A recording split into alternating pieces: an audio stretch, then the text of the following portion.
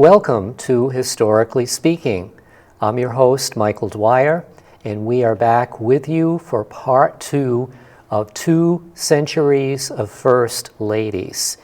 And not knowing when we recorded the last show what the election would turn out, we're already prepared for the new First Lady who will will assume her duties in January.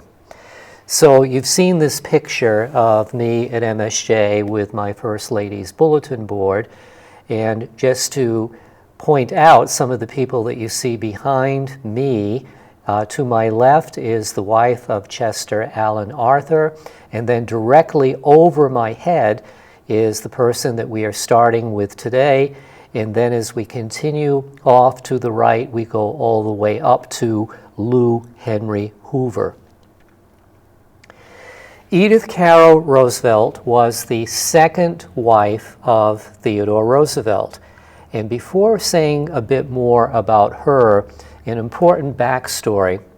When Theodore Roosevelt was 22 years old, he married a childhood sweetheart named Alice Hathaway Lee. She had one daughter born on February 12, 1884.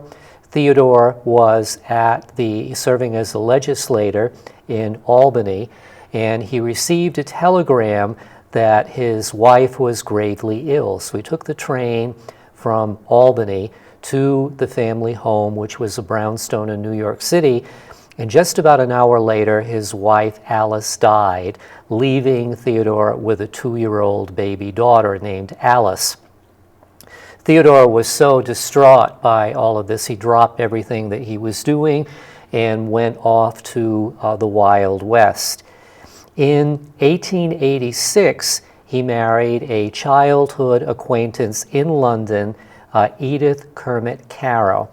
And you can see from this photograph here that they had 5 children together. And it's worth a few comments on some of these children. The one who looks a lot like Theodore, complete with glasses, is Theodore Roosevelt Jr., who was the oldest soldier.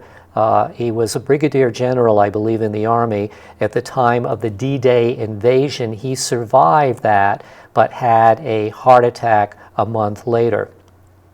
The littlest boy that you see here with his head leaning on his father's shoulder is Quentin Roosevelt.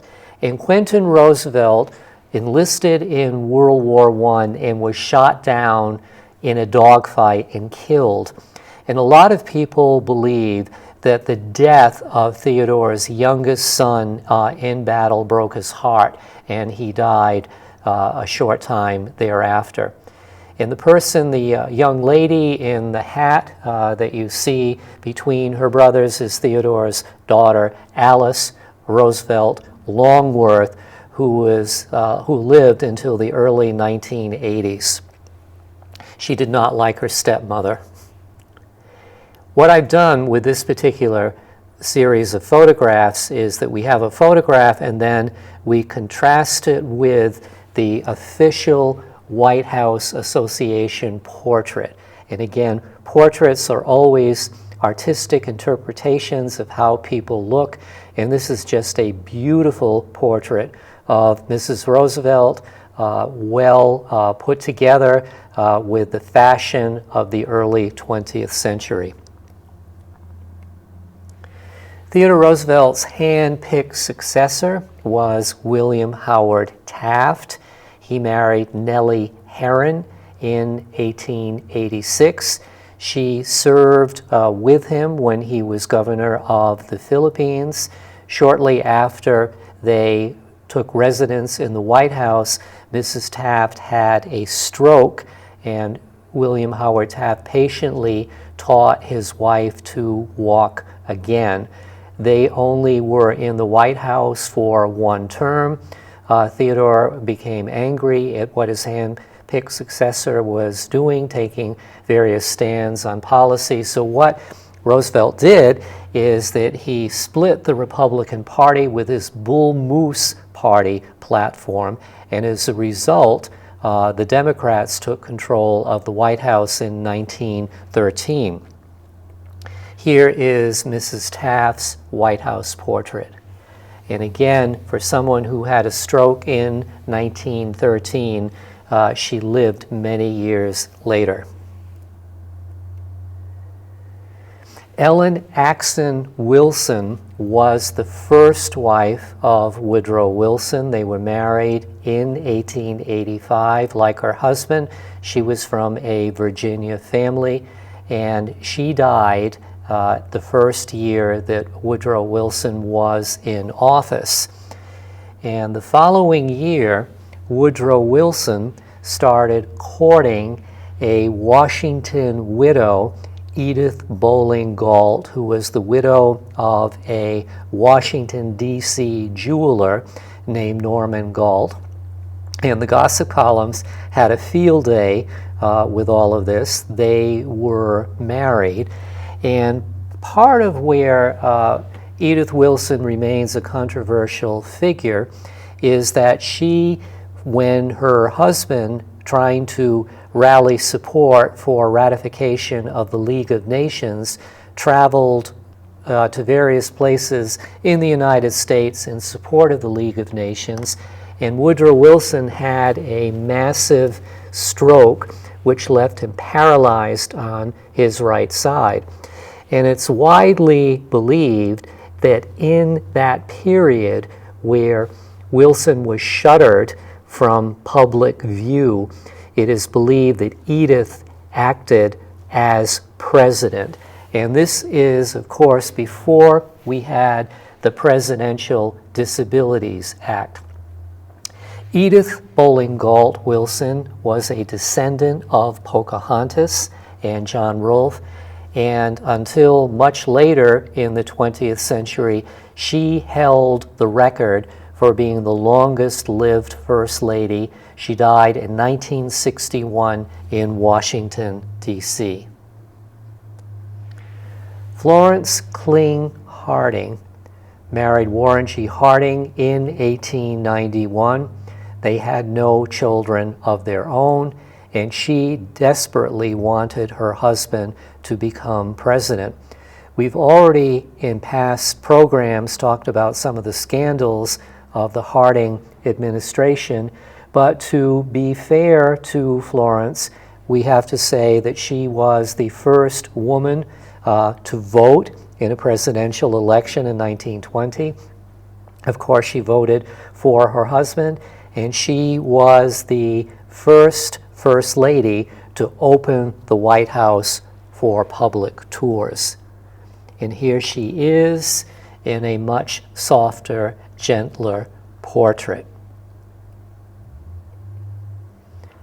Our Vermont First Lady, Grace Goodhue Coolidge, married to Calvin Coolidge in 1905. We did a program on Calvin Coolidge last year, spent a lot of time with the lovely Grace, and we have a picture here on the upper right of Grace and her two sons. So on his mother's right, our left, we have John Coolidge, who maintained the family farm in Plymouth for many, many years. And to the president's left, on our right, is Calvin Jr., who sadly died in 1924 from an infected blood blister. It's really something to contrast Mrs. Coolidge and her haute couture and the extent to which Calvin Coolidge indulged his wife in buying her beautiful gowns. And in her official White House portrait that we see here, she is with her colleague, who is named Rob Roy. Lou Henry Hoover married Herbert Hoover in 1889. They only had one children. She was the first woman in the history of Stanford University to graduate with a geology degree, and she became the first First Lady to give frequent radio addresses. Lou Henry Hoover's official White House portrait. Eleanor Roosevelt Roosevelt.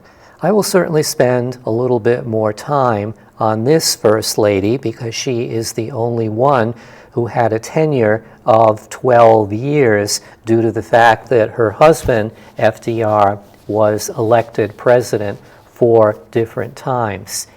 She was Theodore Roosevelt's niece, the daughter of Theodore's younger brother, Elliot, who was a terrible alcoholic and died when he was barely 30 years old. His wife died a short time thereafter. So Eleanor was an orphan, tutored by her grandmother and sent to an English boarding school.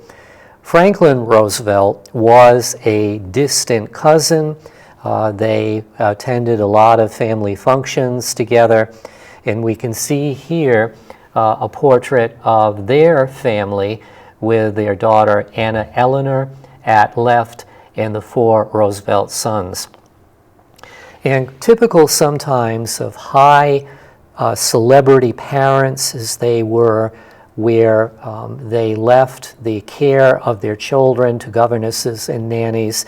Among these 5 Roosevelt children, they had close to 20 spouses between and among them. Eleanor was certainly the most politically active First Lady to date. She primarily went to all the places her husband could not go. We need to recall that in 1921, FDR was stricken with polio, which left him without the use of his legs. And it took him a long time to adjust to this, to build up upper body strength by spending time at Warm Springs, Georgia. And even though the Roosevelt marriage suffered infidelity when Eleanor discovered that FDR had been carrying on with her social secretary, Lucy Rutherford, they stayed together for political expediency. And as I said, she traveled all over the country on her husband's behalf. And we see in the photograph here in the upper left-hand corner, she is with Edith Bowling Galt Wilson. And in the photograph below, in 1961, shortly before her death, she is with John F. Kennedy. And Mrs. Roosevelt, in the years following her husband's death, was widely active. She was a delegate to the United Nations and a very strong supporter of Democratic candidates. Bess Wallace Truman was a childhood acquaintance of Harry Truman. They had a long courtship. They did not get married until Harry Truman returned as a soldier from World War I. Several years later, their only daughter, Margaret, was born, seen here with her mother. And Bess Truman, coming after Eleanor Roosevelt, it was quite a study in contrast, and Mrs. Truman simply eschewed the limelight that was surrounding her predecessor. One of the things that happened in the Truman years in the White House, Margaret, who aspired to be an opera singer, they were giving a recital in one of the upper rooms of the White House on the second floor, and the piano leg came right through the ceiling. And it was revealed at that point that the White House was in serious structural need of repair. So for most of the second administration of Harry Truman, the family lived at Blair House, while the interior of the White House was totally taken apart, reinforced with steel beams, etc. Bess Truman established the benchmark of longevity for First Ladies, It's not quite been topped yet. She lived to be 97 years old. And Harry Truman, upon returning to the family home in Independence, Missouri, had a long, enjoyable retirement, was simply happy to be an ordinary citizen and eschewed Secret Service protection. Margaret married Clifton Daniel, who was a publisher. Harry Truman would often go to New York City to visit his daughter and grandsons, and on one occasion my father, who was in medical school, met Mr. Truman just strolling along on the sidewalk. And here is Bess Truman's official White House portrait. Mamie Geneva Dowd Eisenhower was 20 years old when she married a West Point graduate. They would have one child together. She spent many years as an Army wife, and when Ike became president, Mrs. Eisenhower felt that her role was to be Ike's wife, mother of son John, and mother to the grandchildren. And she had her signature bangs, which influenced a lot of fashion at the time, and she loved the color pink. You can see that very much here in her official White House portrait.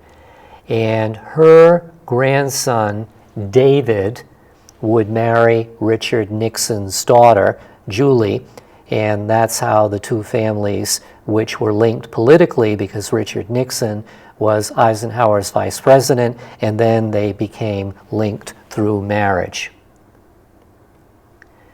Jacqueline Bouvier Kennedy Onassis, certainly the First Lady from the early years of the presidency, was in the tabloids all the time, on the cover of Look and Life. And think about the contrast with the election of 1960. At that time, Eisenhower was 70 years old. He was the oldest president elected to date. John F. Kennedy was the youngest man to be elected president in 1961. Theodore Roosevelt was actually the youngest man to assume the White House upon the death of William McKinley. And I chose an image here of Jacqueline Kennedy and John Kennedy from their wedding in Newport, Rhode Island in 1953. They were married in St. Mary's Catholic Church, the same church that my father's grandparents were married in 1889. And anyone, whether they remember this or not, we have these iconic images of Jackie Kennedy in her pink suit just moments before his assassination. And here is her official White House portrait. And even though Jacqueline Kennedy, particularly after the assassination of her brother-in-law Robert Kennedy, fled the United States and she married the Greek shipping magnate Aristotle Onassis, she never failed to garner publicity. Claudia Alta Taylor Johnson, better known as Lady Bird Johnson. We have the image here where LBJ is being sworn in on Air Force One. You can see Lady Bird behind her husband's hand, and Jacqueline Kennedy, still wearing the pink suit smeared with her husband's blood, is looking on.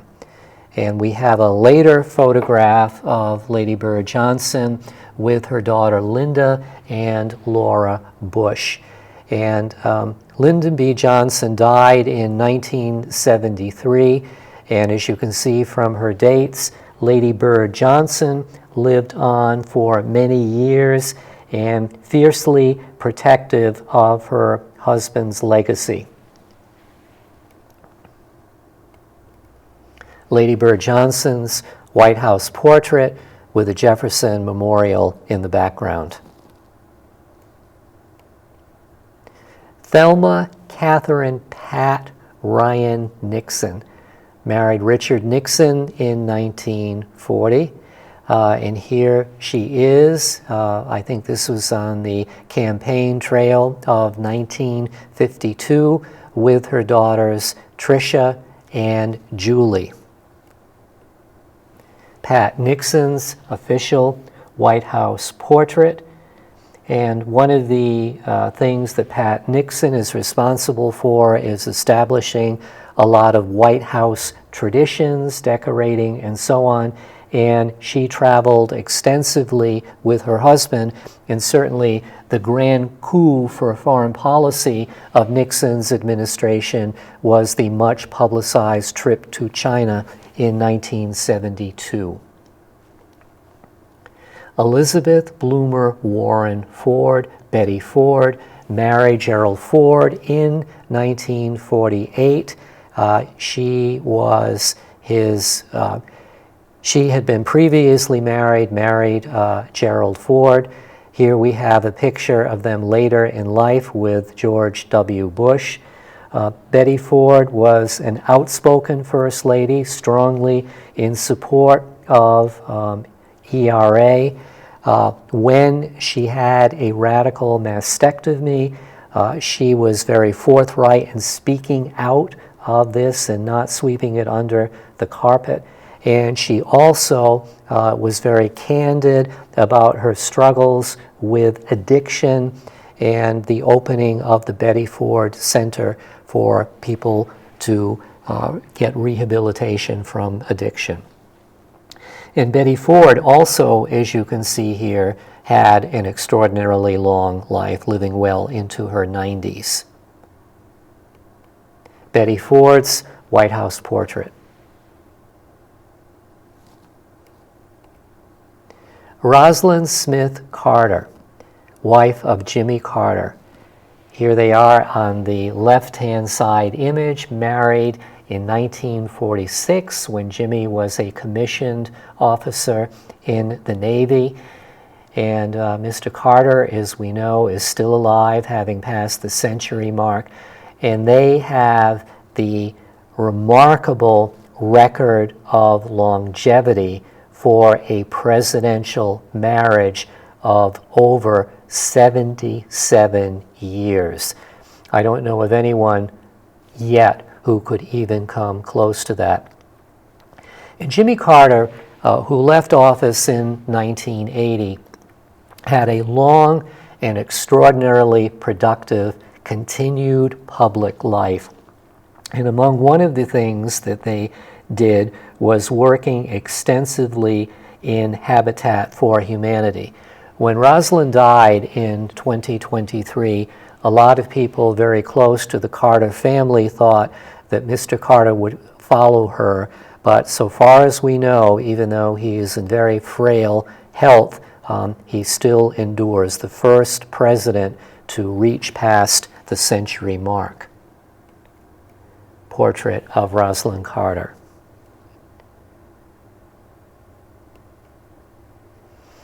Anne Nancy Robbins Davis Reagan. It's sometimes confusing what her maiden name actually was. She was born as Anne Robbins.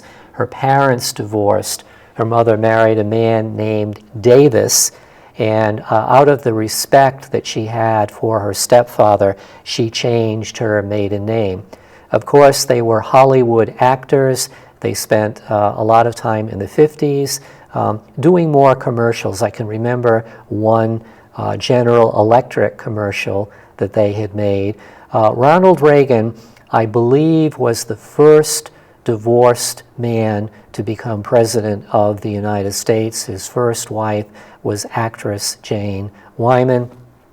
They were a very tight presidential couple, and as Ronald Reagan, after the end of his term in office and throughout the remainder of his life, as Alzheimer's disease ravaged his body, his wife Nancy was his fierce guardian and protector, and really the guardian of his legacy. And here she is, the lady in red, Nancy Reagan's official White House portrait. Barbara Pierce Bush, who married George H.W. Bush in 1945. A very long and very happy marriage for both of them as a mother and a grandmother. And she has the distinction, like Abigail Adams, of being the wife of one president and the mother of another. And here is Mrs. Bush's presidential portrait, White House portrait. Hillary Rodham Clinton, born in 1947, married Bill Clinton in 1975. Certainly a polarizing figure in many ways, not only during her time as First Lady, but then in her active political career after the 2 terms that her husband served as president. She, during her White House time, championed health care reform. She wrote a book called It Takes a Village, then served as senator from New York, and ran for president as well. And the First Lady's portrait of a First Lady in a pantsuit, and here is Hillary Clinton. Laura Welch Bush married George W. Bush in 1977, and this is not Photoshop, so here I am in the Oval Office meeting the Bushes in 2004 with their autographs for the Vermont Teacher of the Year, Senator National Teacher of the Year, and the only First Lady that I am ever likely to meet. She was lovely and charming, and after we were all presented to the President and Mrs. Bush in the Oval Office, we adjourned to the Rose Garden where they both gave speeches. And W. Bush said the smartest thing that he ever did was marry a teacher. And here is Laura Bush in her official White House portrait. Michelle LaVaughn Robinson Obama, born in 1964, married Barack Obama in 1992. A woman of strong academic background, a law degree from Harvard, and a fun fact, the tallest First Lady mid-century was Eleanor Roosevelt, who stood at 5'11". Michelle Obama is 5'11", and Melania Trump is 5'11". So when you see pictures of these folks, note how tall that they are. Michelle Obama has been very active in a number of causes. She wrote a wonderful memoir called Becoming. Here is her official portrait. Melania Trump, born in 1970 in Slovenia, which was part of Yugoslavia at that time. She was the second First Lady to be born outside the United States. Her earlier First Lady was Louisa Catherine Johnson. She became an American citizen, and she will be returning to the White House in the new year. And she looks very elegant here, and again, she had been a model before marrying Donald Trump. And that brings us to the present of Jill Tracy Jacobs Biden, who was the second wife of Joseph Biden, who had been a widower for a number of years after his wife and child were killed in an automobile accident. She is sometimes known as Dr. Jill Biden. She holds an advanced degree, a doctorate in education. And that brings us to the full sweep of 2 centuries of First Ladies.